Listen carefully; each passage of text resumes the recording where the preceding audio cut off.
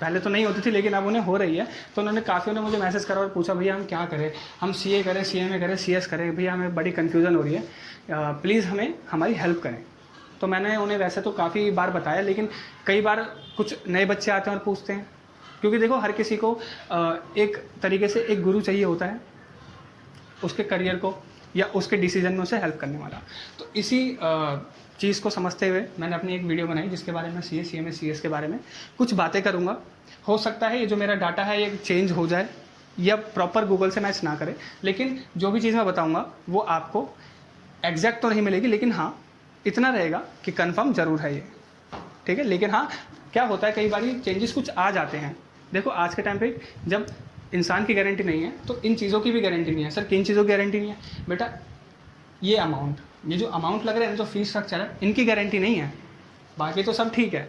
बस ये fees structure कई बार क्या हो सकता है चेंज हो सकता है, ठीक है। कई बार क्या होता है जीएसटी बढ़ गया, कई बार क्या होता है इंस्टीट्यूट ने ही चेंज कर दिया। अच्छा, सबसे पहला डाउट क्या आता है कि भैया ये क्या नाम है, ये क्या कॉलेज है क्या? नहीं बेटा कॉलेज नहीं है, ये इंस्टीट्यूट्स हैं। इसका इंस्टीट्यूट है ICAI, इसका है ICMAI और इसका है ICSI। भैया इनकी फुल फॉर्म क्या होती है? बेटा इसकी फुल फॉर्म होती है चार्टर्ड अकाउंटेंट, इसकी क्वेश्चन मैनेजमेंट अकाउंटेंट और इसकी कंपनी सेक्रेटरी। तो आज हम इन्हीं तीनों के बारे में कुछ डिफरेंस करेंगे जिससे आप लोगों को थोड़ी सी हेल्प मिलेगी अपने करियर में डिसीजन लेने की कि आप आगे जाके किस चीज़ को प्रेफर करोगे। तो सबसे पहला आज हम बात करते हैं, सबसे पहला जो मेन सबसे पहला टॉपिक होता है कि बच्चा कहता है कि सर मेरे को तो एक चीज़ बताओ सर, इज्जत किस में ज़्यादा अच्छी मिलेगी? बेटा देखो कोर्स तीनों ही अच्छी हैं, तीनों ही में ही काफ़ी अच्छी जो आपकी जो रिस्पेक्ट है, काफ़ी अच्छी रिस्पेक्ट आपको मिलती है, पर जो सबसे ज़्यादा रिस्पेक्टेबल है वो है सीए। अगर हम अकाउंट्स की फील्ड में बात करें तो देन आ जाता है आपका सीएस, इसकी भी अच्छी रिस्पेक्ट होती है, और उसके बाद होता है सीएमए। सेकेंड थिंग हम बात करें तो काफ़ी बच्चे पूछते हैं सर ड्यूरेशन क्या है, कितने साल में हो जाएगी सर? कहीं मैंने सुना है सर कि अभी 50 साल से एक बूढ़ा ट्राई कर रहा था, अब जाके उसकी क्लियर हुई है। सर बहुत टाइम लग जाता है क्या? नहीं बेटा टाइमिंग ड्यूरेशन होती है, पेपर थोड़े से हार्ड हो जाते हैं कुछ के लिए, लेकिन आप लोग तो अच्छे बच्चे हो, आप लोगों को तो मैं पढ़ा रहा हूँ, आप लोग तो क्लियर कर लोगे। लेकिन कुछ बच्चे हैं जिनको ज़्यादा टाइम लग जाता है तो वो 10-10 साल में भी करते हैं, लेकिन मेन ड्यूरेशन कितनी है इस कोर्स की? सिर्फ 5 साल। सिर्फ 5 साल में आप सीए बन जाते हो। कैसे क्या होता है? जैसे ही आपने 12th पास आउट करी, आप ICAI के इंस्टीट्यूट पे जाओ, अपना रजिस्ट्रेशन करो और पेपर देना स्टार्ट करो, और आप 5 साल के अंदर अंदर, 5 साल से पहले भी बन सकते हैं और 5 साल के अंदर अंदर तक सीए बन जाएंगे। सीएमए की ड्यूरेशन होती है वो 3 से 4 साल की होती है। मतलब आपने जैसे ही 12th पास आउट करी, आप ICMI की वेबसाइट पर जाओ, अपना रजिस्ट्रेशन कराओ और आपको 3 से 4 साल के अंदर आप सीएमए बन जाएंगे। वैसे जो बच्चा लगातार पेपर क्लियर करता जाएगा वो 3 साल के अंदर आराम से बन जाएगा। लेकिन कोई बच्चा अगर कुछ ग्रुप के बारे में बताऊंगा, लेकिन अगर वैसे अब एग्जांपल ले लेते हैं, अगर जैसा कोई बच्चा 2 ग्रुप ना देके सिंगल ग्रुप देता है तो उसके लिए 4 साल लग जाते हैं। सीएस में क्या होता है? तो सीएस में भी आपको 3 से 4 साल लग जाते हैं। फीस स्ट्रक्चर क्या है? तो फीस स्ट्रक्चर देखो, इसका है फाउंडेशन का 15,000, इंटरमीडिएट का 18,000 और फाइनल का 24,000। सर ये क्या बता रहे हो आप, हमें कुछ समझ नहीं आ रहा। बेटा ये जो तीनों कोर्स हैं ना, इन तीनों कोर्सों में क्या होता है, 3 लेवल होते हैं। जैसे हमारे में हम जब बच्चे थे, हमने जब पढ़ाई करी तो क्या होता था, 8th कर ली तो 9th में, 9th कर ली तो 10th में। ऐसे ही सीए, सीएमए, सीएस में क्या होता है, आप सबसे पहले करोगे फाउंडेशन मतलब बेसिक। पहले हम आपका बेसिक देखेंगे क्या अच्छा है। अगर आपने वो क्लियर कर लिया, अगर आपने फाउंडेशन क्लियर कर लिया तो आप इंटरमीडिएट में आ जाओगे। इंटरमीडिएट का मतलब हमने जानते हैं ना, मतलब बीच का, तो मतलब हम बीच में आ जाएंगे इंटरमीडिएट में, मतलब आधे सीए बन चुके होंगे। उसके बाद हम देंगे फाइनल। ये है सीए के फाउंडेशन, इंटरमीडिएट और फाइनल की फीस। ऐसे ये सीएमए की है और ऐसे ही ये सीएस की है। जो पहली है वो फाउंडेशन की है, जो दूसरी है वो इंटरमीडिएट की है और जो तीसरी है वो फाइनल की है। क्लियर?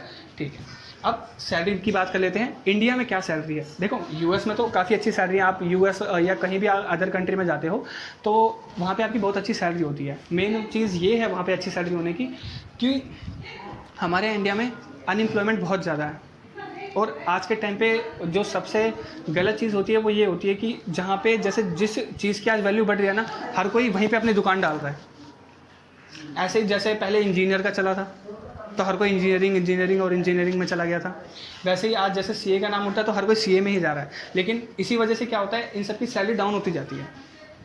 अब जैसे कि सीए की सैलरी है इंडिया में 4 से 5 लाख रुपए साल का।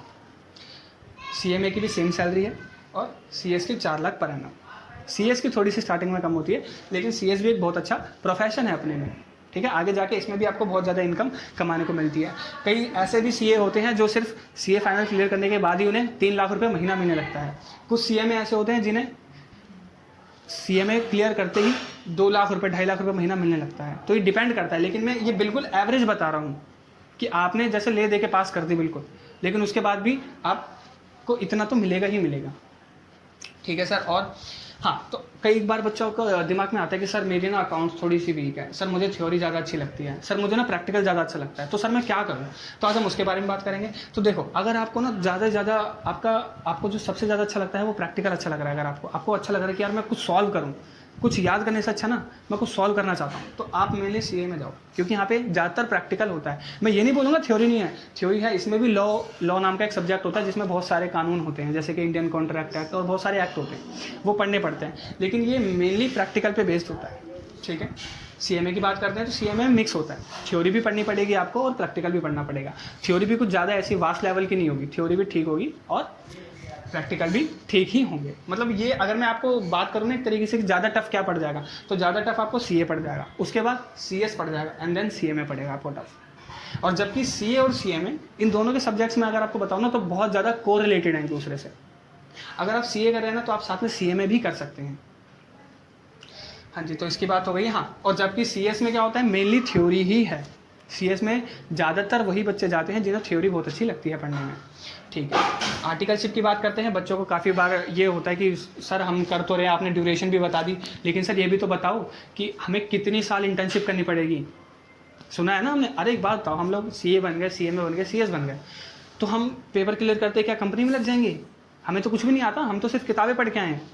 तो उससे पहले हमें क्या करना पड़ता है, उससे पहले हमें ट्रेनिंग लेनी पड़ती है। और ट्रेनिंग कब लेनी पड़ती है, कैसे लेनी पड़ती है, मैं उसके बारे में बताता हूँ। तो जैसे ही मैं अपने इंटरमीडिएट क्लियर कर दूंगा, तो मुझे पहले 1 साल की ट्रेनिंग लेनी पड़ेगी। अब ट्रेनिंग कैसे मिलेगी, तो आप अगर CA हो तो एक CA के नीचे आपको ट्रेनिंग लेनी पड़ेगी, ठीक है। अगर आप एक CMA हो तो आपको एक CMA के नीचे ट्रेनिंग लेनी पड़ेगी। आप CS हो तो आपको एक CS के नीचे ट्रेनिंग लेनी पड़ेगी।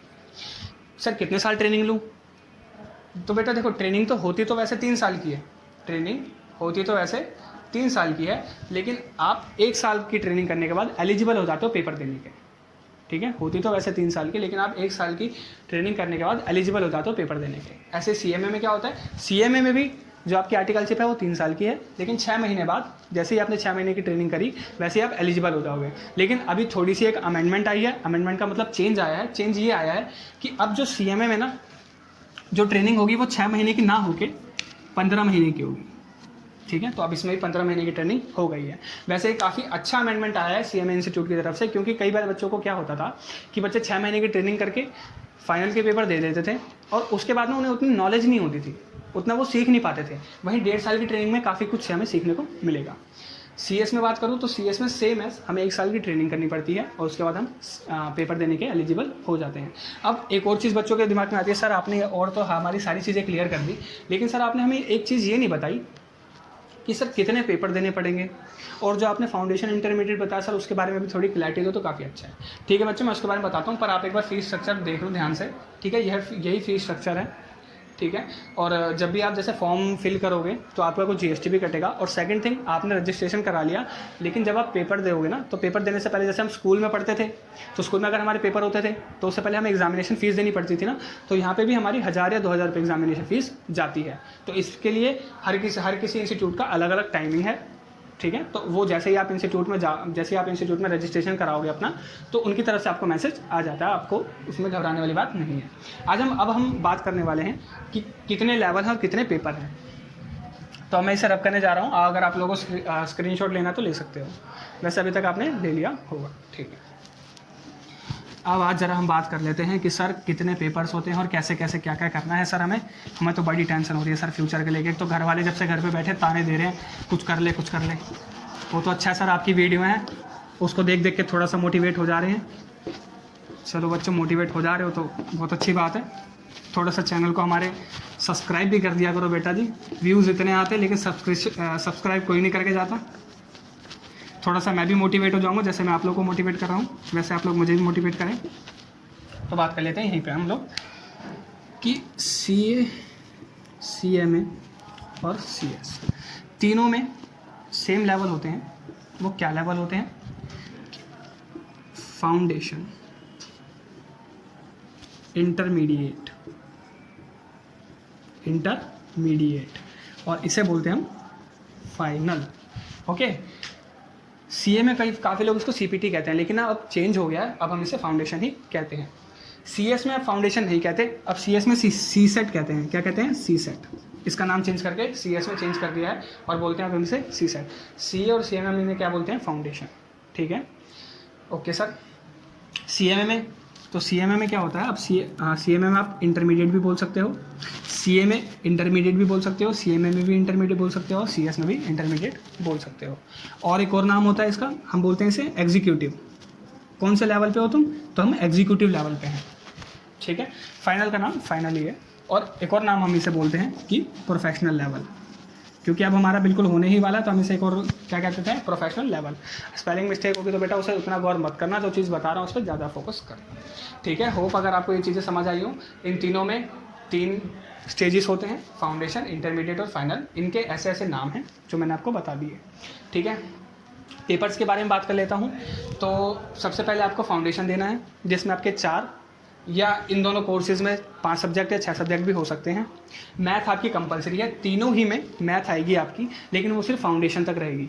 जैसे ही आपने फाउंडेशन में मैथ क्लियर करी, वैसे ही आपकी मैथ हट जाएगी। और काफ़ी नए नए सब्जेक्ट आएंगे, जैसे कि टैक्स आ जाएगा। टैक्स आप लोगों को पता है 2 तरीके के होते हैं, इनकम टैक्स और GST। हम इसे डायरेक्ट टैक्स कहते हैं और इसे इनडायरेक्ट टैक्स कहते हैं। ऐसे ही एक वर्ड आएगा आपका कोस्टिंग, आपका एक सब्जेक्ट आएगा कोस्टिंग। और ये सही मैं बताऊँ आपको, कोस्ट अकाउंटिंग। जैसे कि अभी तक हमने अकाउंटिंग पढ़ी, अकाउंटिंग हमें ये पता है कि हाँ जी फाइनेंशियल अकाउंटिंग बोलते थे हम उसे, लेकिन बेटा अकाउंटिंग भी 4 तरीके की होती है। उसमें से एक पार्ट है उसका कोस्ट अकाउंटिंग, जो कि सबसे प्यारा पार्ट लगता है मेरे को तो, और आपको भी लगेगा, क्योंकि बहुत आसान है कोस्ट अकाउंटिंग। ठीक है, तो आज के लिए इतना ही। होप आपको ये वीडियो समझ आई हो। समझ आई है तो लाइक और सब्सक्राइब जरूर कर दीजिएगा। ओके, अब घर पे ही रहें।